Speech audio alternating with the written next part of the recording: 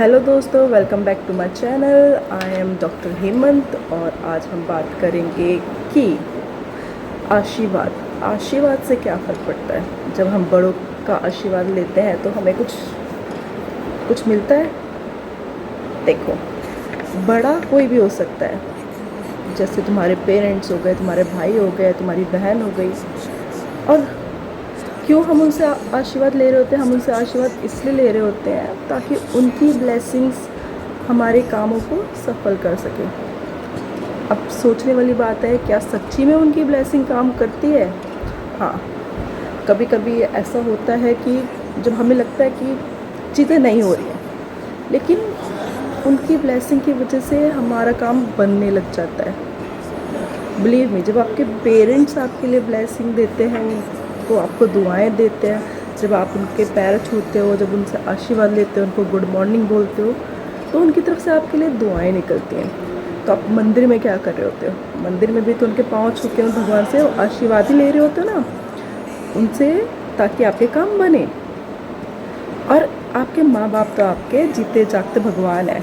अगर उन्होंने आपको आशीर्वाद दे दिया कि बेटा सब अच्छा होगा, तो भगवान भी अपनी तरफ से बोल देते कि जब आपके माँ बाप ने बोल दिया है तो मेरी तरफ से भी हाँ है। तो अगर आपको चाहिए अपनी ज़िंदगी में कुछ आशीर्वाद, कुछ अच्छा करना है, चाहते हो कि सब अच्छा रहे, तो जाइए अपने माँ बाप से आशीर्वाद लीजिए, उनसे प्यार से बोलिए।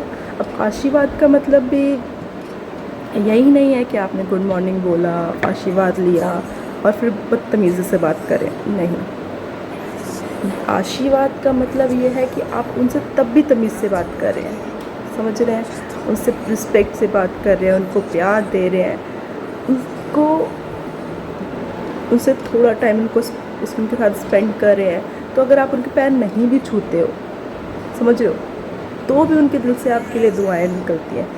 The second you make them feel happy, चाहे आपने बातों से, चीज़ों से, हरकतों से, वो अगर आपसे खुश हो रहे हैं तो आपको आपके प्लस पॉइंट्स बढ़ रहे हैं। भगवान की जो बुक है जिसमें वो आपको कुछ देने से पहले कुछ देखते हैं कि हाँ, इसमें इतना कैपेबल है, इसके लिए अब कुछ चीज़ें की जाए, वो प्लस होते जा रहे हैं। कभी कभी देखा है कि आप मेहनत कम करते हो लेकिन फल ज़्यादा मिल जाता है।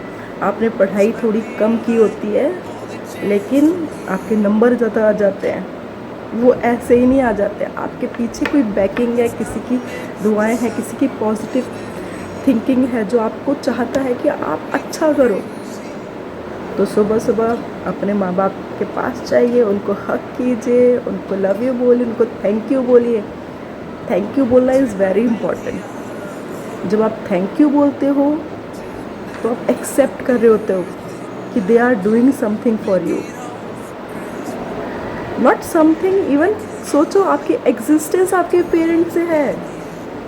अगर वो ना होते तो आप भी नहीं होते।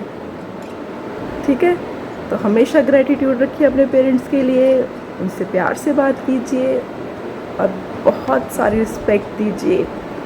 वो जितना उन्होंने आपके लिए किया है, आप पूरी ज़िंदगी में नहीं कर सकते हैं।